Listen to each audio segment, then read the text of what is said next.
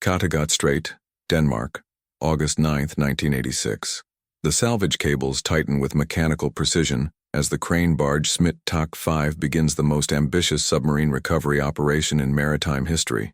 41 years after being depth-charged and sunk by RAF aircraft, U-534 is about to break the surface, intact, sealed, a time capsule from the final days of Nazi Germany.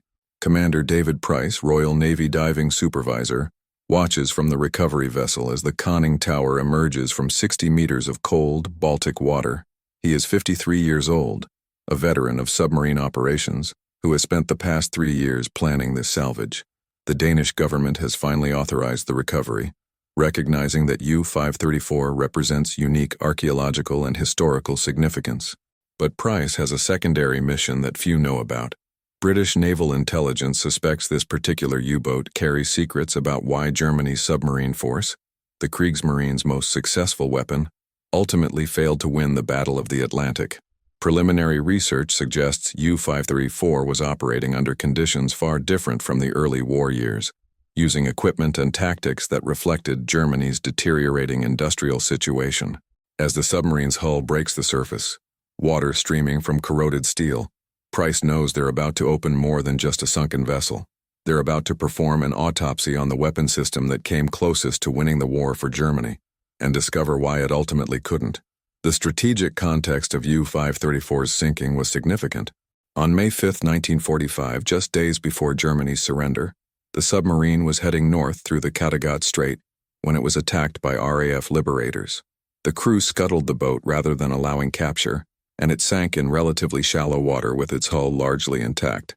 U-534 was a Type 1 C-40 submarine, one of Germany's long-range ocean-going boats designed for extended Atlantic patrols.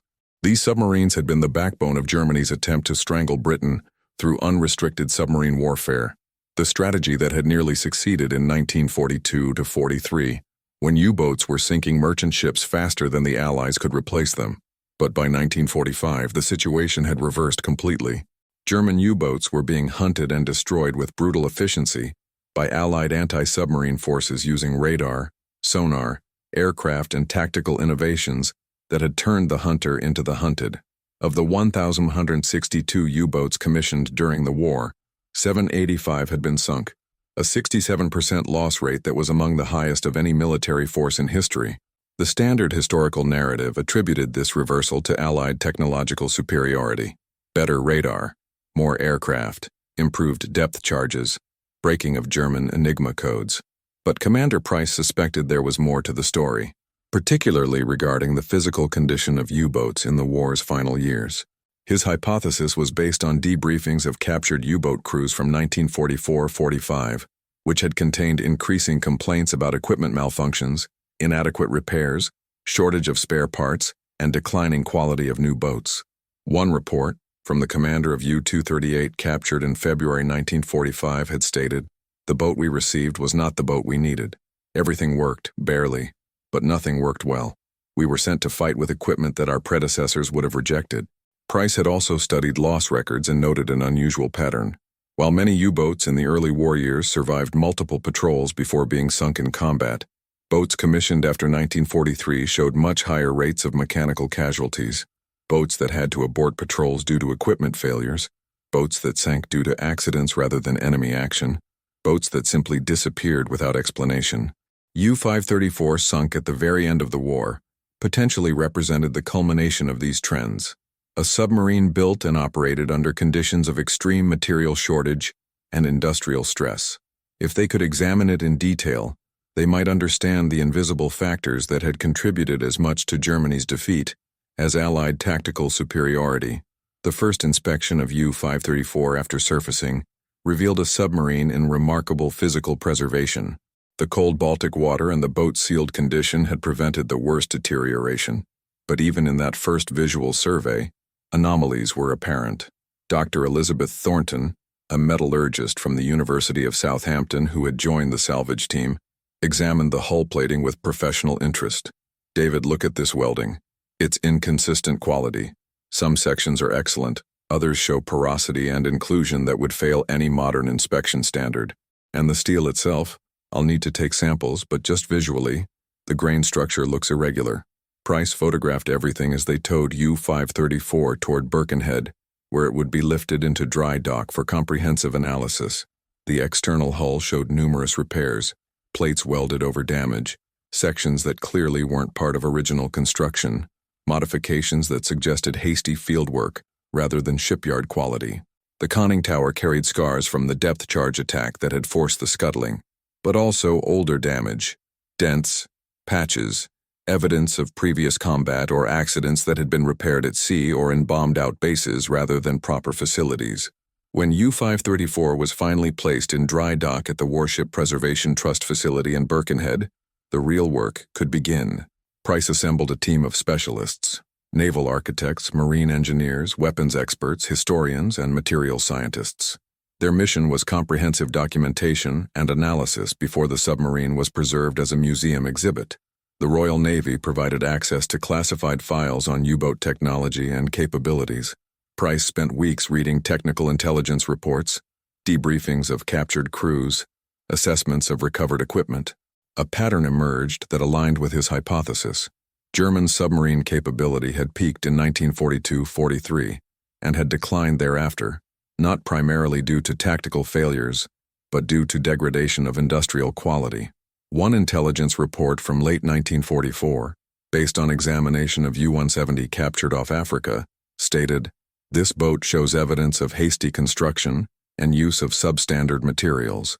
Electrical insulation is inferior quality, leading to shorts and fires. Diesel engines show excessive wear, suggesting poor metallurgy in bearings and cylinders. Battery cells are of inconsistent capacity. Overall assessment: this submarine represents significant degradation from boats captured earlier in the war." Price highlighted that passage and showed it to his team. If this pattern holds, U-534 should show even more severe degradation. It was built even later, under even worse conditions. Let's find out what Germany's industrial collapse looked like from inside a submarine. Birkenhead, October 1986. Opening the sealed submarine. The decision to open U-534 was complicated by preservation concerns. Once exposed to air, deterioration would accelerate dramatically. But Price argued successfully that historical understanding justified careful intrusion.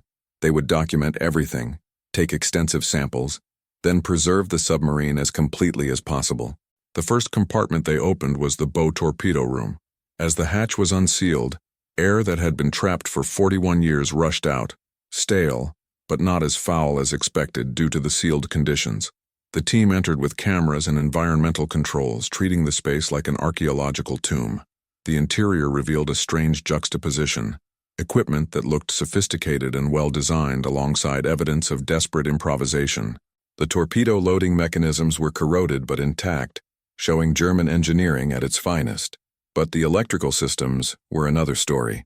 Lieutenant Jeremy Walsh, an electrical engineer from the Royal Navy, examined the wiring with growing concern. "This insulation is completely wrong. Look, it's cloth-wrapped wire with rubber coating, but the rubber has degraded severely. This should be high-quality synthetic insulation, but it appears to be natural rubber or some inferior substitute. In the damp submarine environment, this would have been constantly shorting out." Dr. Thornton took samples of the insulation for chemical analysis. The results confirmed Walsh's visual assessment. The insulation was indeed natural rubber mixed with textile fiber, far inferior to the synthetic insulation German submarines had used earlier in the war. The reason was clear. Germany had lost access to synthetic rubber production capacity due to Allied bombing and couldn't import natural rubber due to the blockade, so they substituted whatever materials were available. The torpedo tubes themselves showed more concerning evidence. Price examined the seals, critical components that had to withstand high-pressure differentials when firing torpedoes.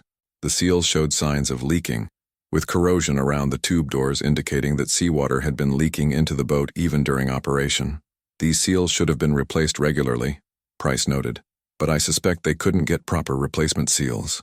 They were probably operating with worn-out seals that leaked, which means they couldn't dive as deep safely and couldn't fire torpedoes reliably."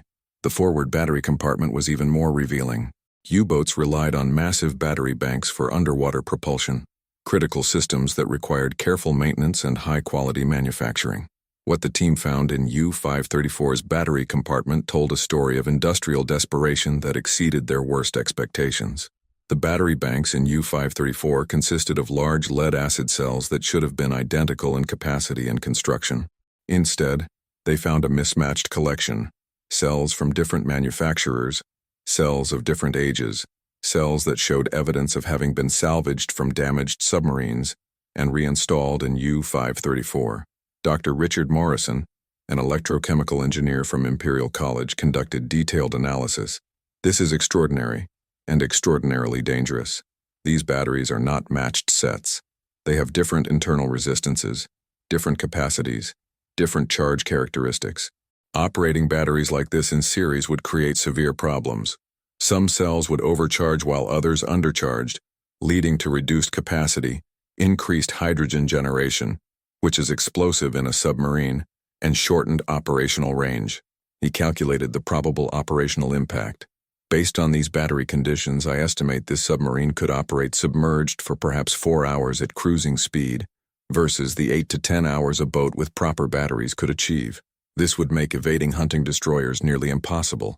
The U-boat couldn't stay under long enough to escape. The team found documentation in the boat's safe that confirmed Morrison's assessment. The war diary, meticulously maintained according to German naval protocol, recorded numerous instances of battery problems. March 15, 1945, battery bank port side cell number 3 failed during charging, replaced with spare of different manufacture. Total capacity now estimated at 70% of design specification. Price read through the war diary with growing understanding of the operational reality U-534's crew had faced. Nearly every patrol entry included notes about equipment malfunctions, periscope hydraulics failing, radio equipment shorting out, diesel engines requiring constant adjustment, torpedo gyroscopes malfunctioning. One entry was particularly telling. April 2, 1945. Requested permission to abort patrol and return for repairs. Starboard diesel showing metal contamination in oil, indicating bearing failure imminent. Port battery bank at 60% capacity. Forward torpedo tube number 2 seal leaking badly. Denied permission by BDU U-boat command. Ordered to continue patrol with reduced operational capability. It was a death sentence delivered in bureaucratic language. U-boat command knew the boats were falling apart, but couldn't afford to have them in dock for proper repairs because there weren't enough operational boats to maintain pressure on Allied shipping. So they sent partially functional submarines to sea, where they faced enemies who were at peak capability. The crew of U-534 had been operating a degraded weapons system against opponents with technological superiority, ordered to succeed in a mission that the condition of their equipment made nearly impossible. January 1987. Analysis of propulsion and navigation systems. The diesel engines that provided surface propulsion and battery charging were next for detailed examination. U-534 had 2 MAN supercharged diesels, each theoretically capable of 2,200 horsepower. What the team found was far from theoretical capability. Chief Petty Officer Thomas Bradley, a diesel mechanic with 30 years in submarines, led the engine analysis. After weeks of disassembly and inspection, his report was damning. These engines are worn well beyond safe operational limits. The cylinder walls show scoring that indicates they were run with inadequate lubrication. The bearings are made of inferior brass alloy. Probably copper shortage forced use of substitute alloy with too much zinc. The fuel injection systems show carbon buildup suggesting poor quality fuel or improper combustion. I estimate these engines were producing maybe 60% of rated power by the time the boat was sunk. Dr. Thornton's metallurgical analysis supported this assessment. She had taken samples from engine components and subjected them to spectroscopic analysis. The bearing material is completely wrong. It should be high tin bronze for this application. Excellent wear resistance and ability to embed dirt particles. Instead, it's brass with minimal tin content. This would wear rapidly, generate excessive heat, and eventually seize. The fact that the engines were still running at all is testament to the skill of the crew, not the quality of the equipment. The navigation systems told a similar story. U-boats relied on sophisticated gyro compasses and calculation equipment for navigation, critical for submarines that operated submerged where traditional celestial navigation was impossible. U-534's gyro compass showed evidence of multiple repairs with non-standard parts.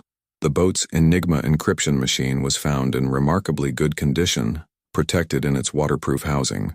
But the accompanying documentation revealed that by 1945, the Germans knew the Allies had broken Enigma codes, but lacked resources to develop and deploy new encryption systems fleet-wide. U-534 was using a cipher system its crew suspected was compromised, but they had no alternative.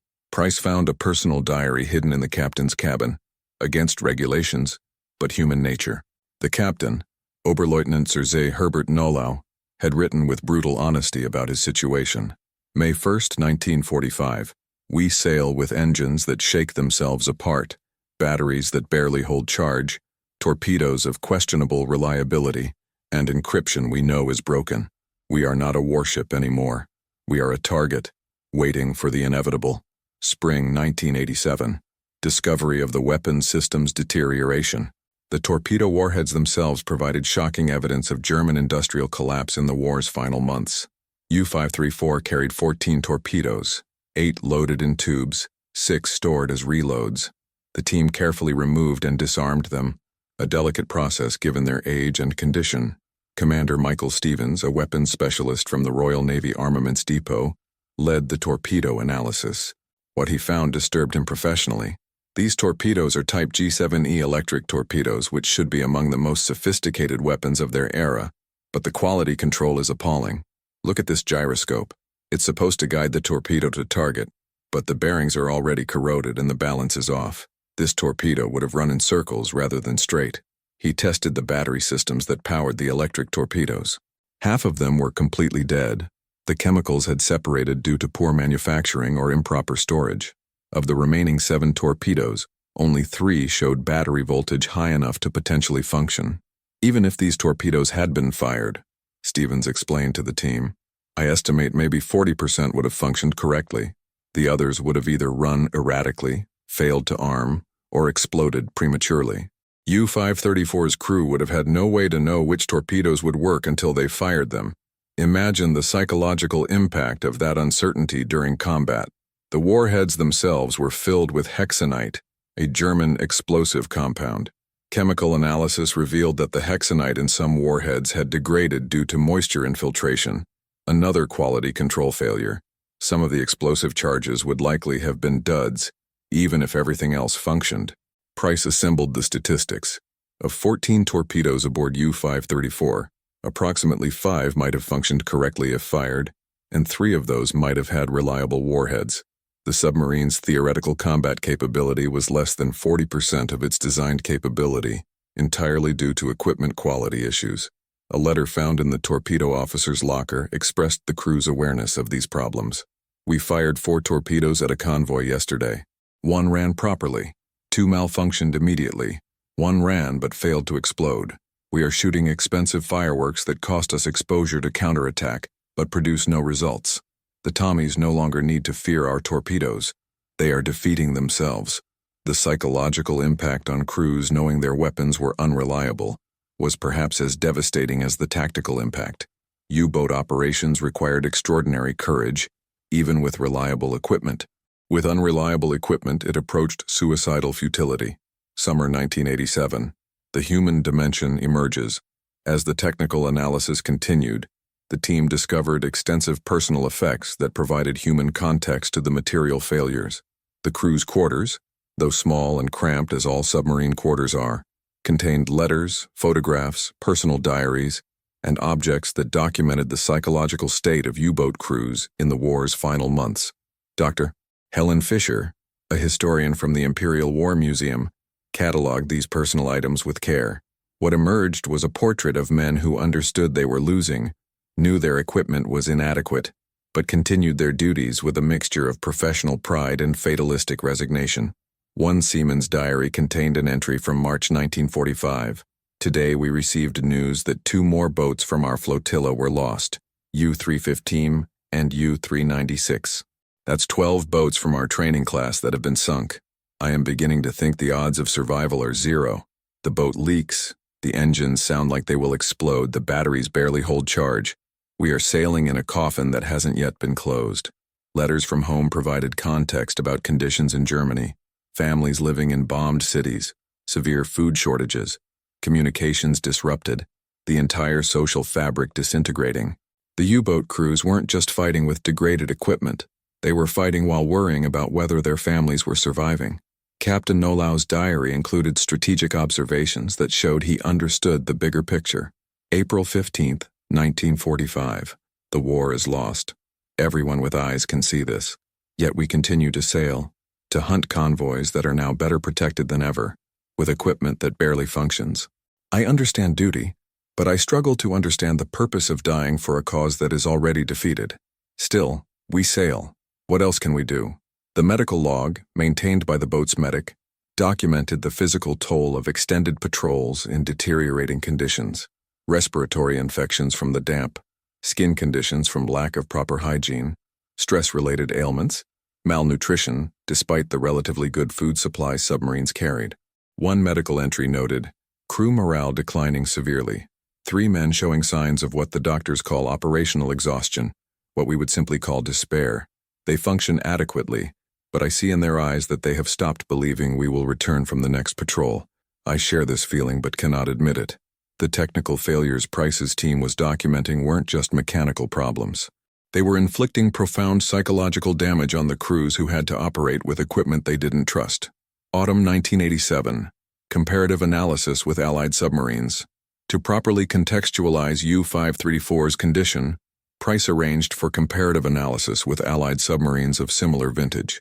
The Royal Navy provided access to HMS Alliance, a British submarine from 1945 that had been preserved as a museum. The U.S. Navy provided technical documentation on American fleet submarines from the same period. The contrast was stark and illuminating. Dr. Morrison examined comparable systems. The Allied boats show normal operational wear, but none of the material substitution and quality degradation visible in U-534. When Allied submarines needed bearings, they got proper bearings. When they needed insulation, they got proper insulation. When they needed torpedoes, they got reliable torpedoes. The industrial system supporting Allied submarines maintained quality control throughout the war.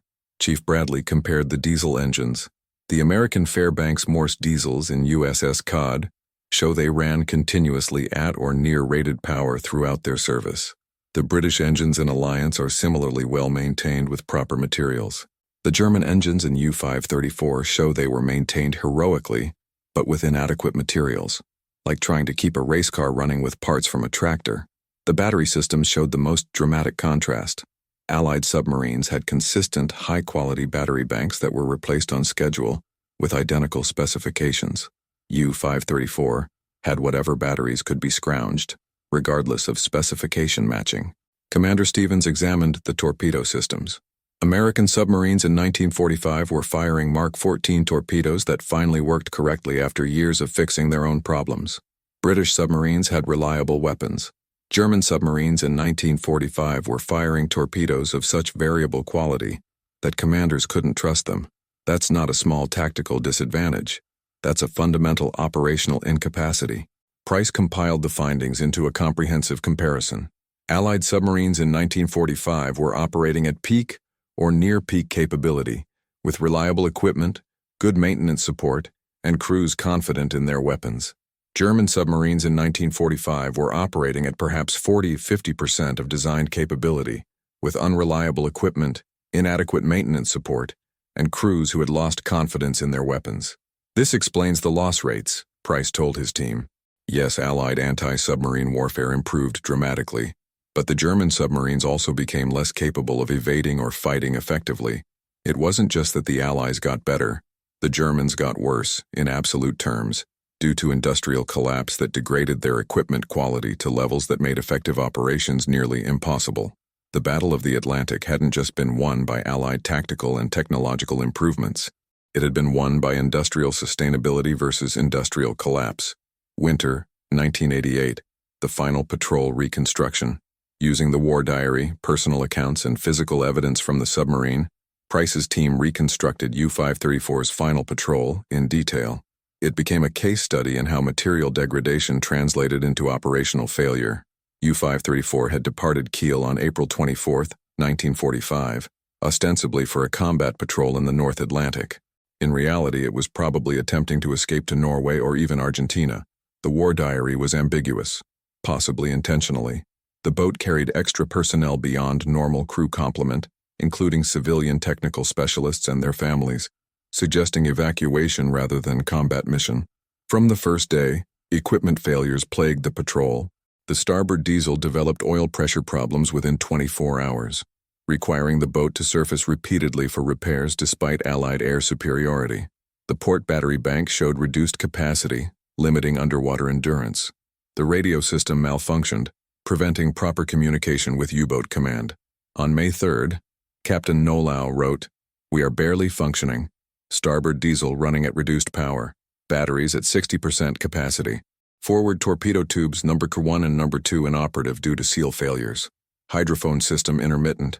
We cannot fight, can barely evade. If we encounter enemy forces, we will likely be sunk." On May 5th, in the Kattegat Strait, RAF liberators caught U-534 on the surface, forced to surface by battery depletion and diesel problems. The aircraft attacked with depth charges. The boat was damaged but not immediately sunk. Nolau made the decision to scuttle rather than risk capture, possibly because of the passengers aboard or classified materials the boat carried. The crew destroyed encryption equipment, burned documents, opened seacocks. The submarine sank in controlled fashion, allowing the crew to escape.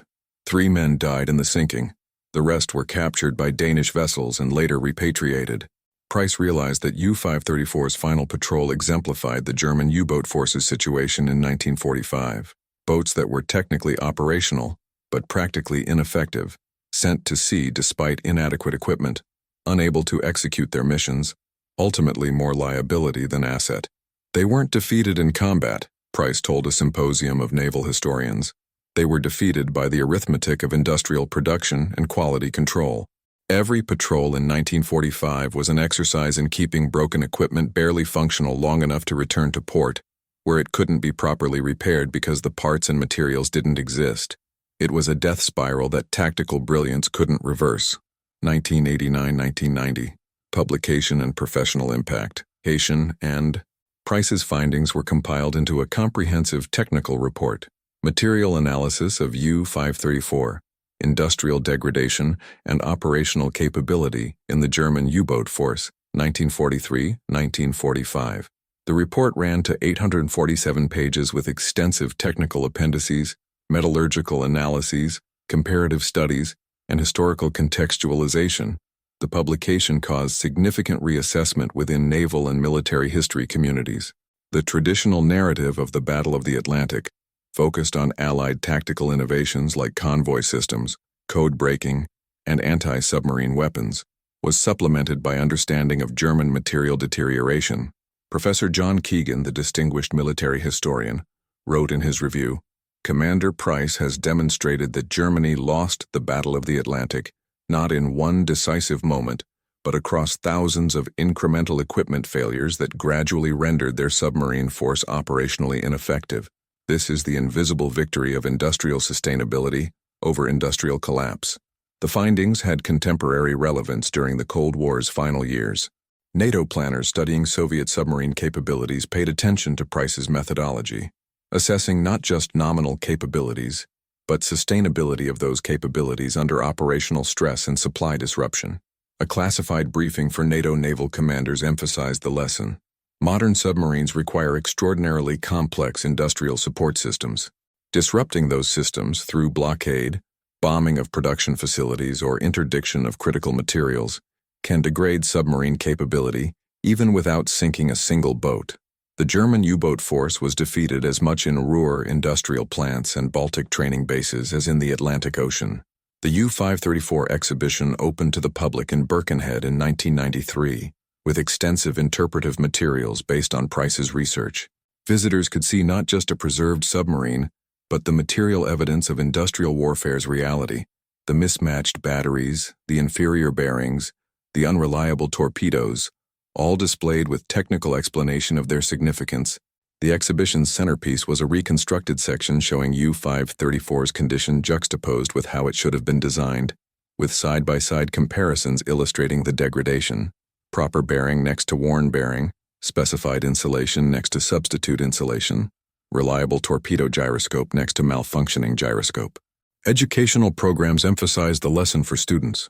Wars are won not just by brave soldiers and clever tactics, but by industrial systems that can sustain military operations over time. Germany built sophisticated submarines but couldn't maintain them. Britain built adequate submarines but could maintain them. Sustainability defeated sophistication.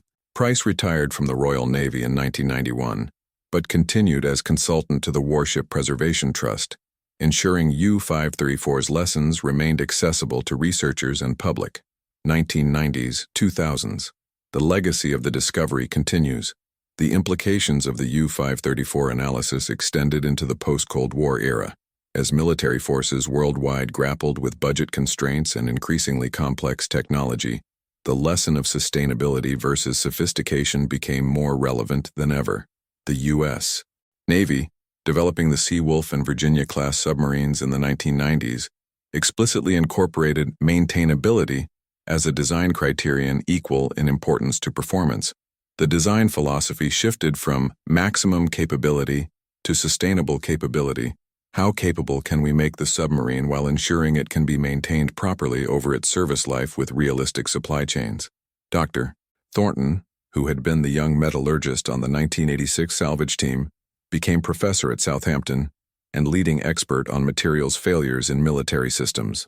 She used U-534 as central case study in her courses.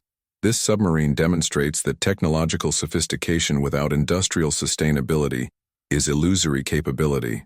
The German designers created excellent submarines, but the industrial system couldn't sustain that excellence under blockade stress. The lesson applies to any military system. Design for the industrial reality you'll face, not the industrial ideal you wish existed. In 2009, U-534 was moved from Birkenhead to Woodside Ferry Terminal, cut into sections for better public access and interpretation. The cutting process revealed additional evidence that Price's team had missed. More improvised repairs hidden deep within the hull, more material substitutions, more evidence of the desperate measures German shipyard workers had taken to keep boats operational. Captain Nolau, U-534's commander, survived the war and emigrated to Argentina. In 1987, learning of the salvage, he provided interviews to Price's team. His final assessment was poignant. We were good submariners. We had excellent training, strong motivation, tactical skill, but we were sent to fight with tools that didn't work properly. Imagine a surgeon trying to operate with dull instruments, inadequate lighting, and faulty equipment. No amount of skill can overcome those handicaps. That was our situation by 1945. We did our best, but our best was constrained by equipment that had degraded beyond reliable functionality. In 2000, on the 55th anniversary of U-534's sinking, a memorial ceremony was held attended by surviving crew members and Price's salvage team.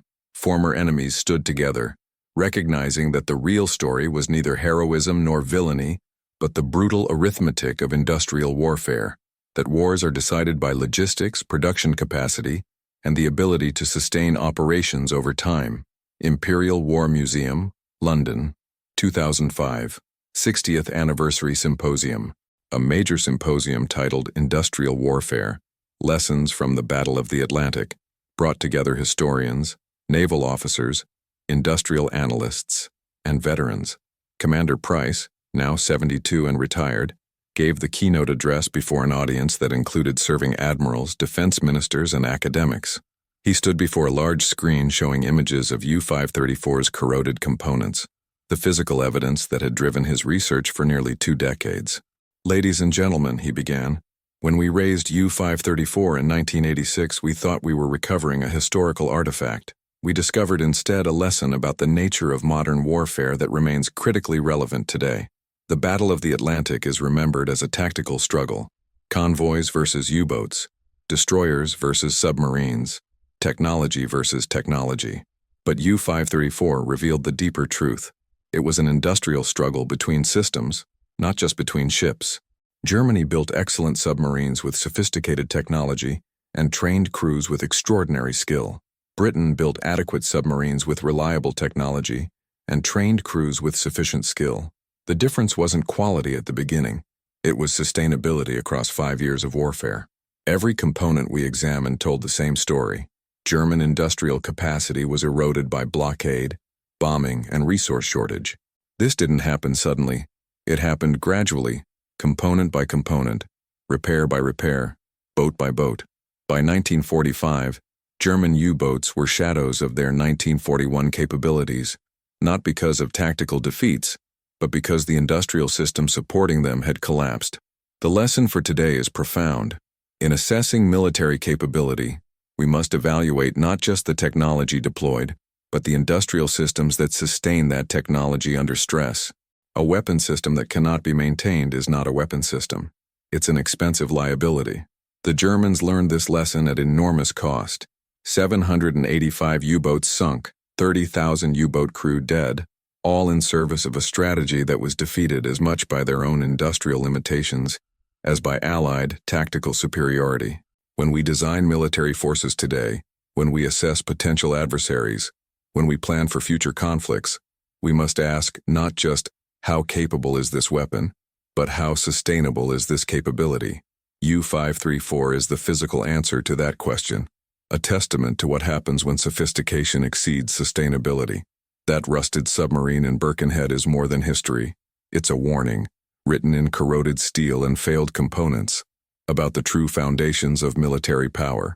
The applause was sustained and thoughtful. Recognition that archaeology had revealed strategic truth. 21st century. The lessons persist and evolve. Commander David Price passed away in 2012 at age 79, but his work on U-534 continued to influence military thinking, historical scholarship, and strategic planning into the 21st century. The submarine itself remained on display, now recognized not just as a museum piece but as an important artifact, documenting industrial warfare's realities. Military planners studying hybrid warfare, cyber capabilities, and precision weapons systems returned repeatedly to the lessons Price had extracted from U-534, that apparent capability can mask hidden vulnerability, that industrial sustainability determines operational effectiveness, that logistics is strategy made manifest. The U.S. Department of Defense commissioned a study in 2015 titled Sustainment Analysis Methodologies, Lessons from Historical Materiel Degradation, which used U-534 as a primary case study. The study recommended that all major weapon systems undergo stress sustainment analysis, modeling how the system would perform if supply chains were disrupted, if parts became scarce, if maintenance had to be conducted with substitute materials.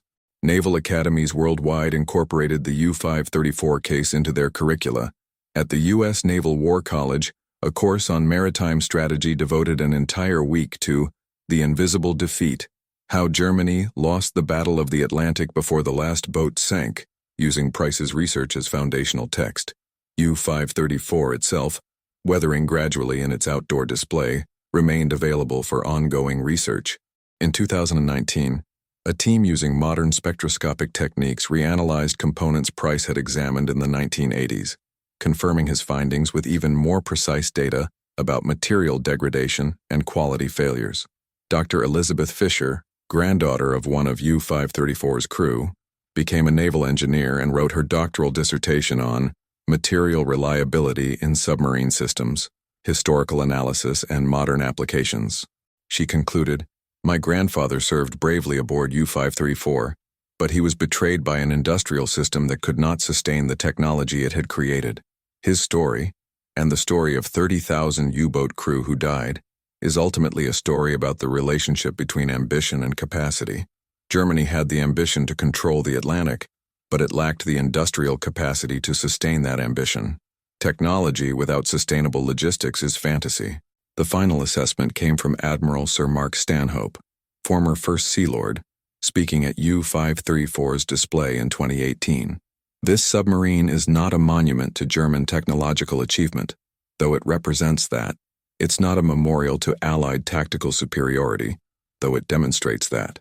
It is evidence, physical, measurable, undeniable, that in industrial warfare, the power that can sustain operations defeats the power that can merely initiate them." That lesson, written in this corroded steel, remains as vital today as it was 75 years ago. War reveals truth through wreckage. Salvage transforms artifacts into lessons, and material evidence can teach what propaganda obscures. If this story made you reflect on the invisible foundations of military power, logistics, production, sustainability, and how industrial capacity ultimately determines strategic outcomes, share it, because what we understand about the true sources of military strength, we never forget.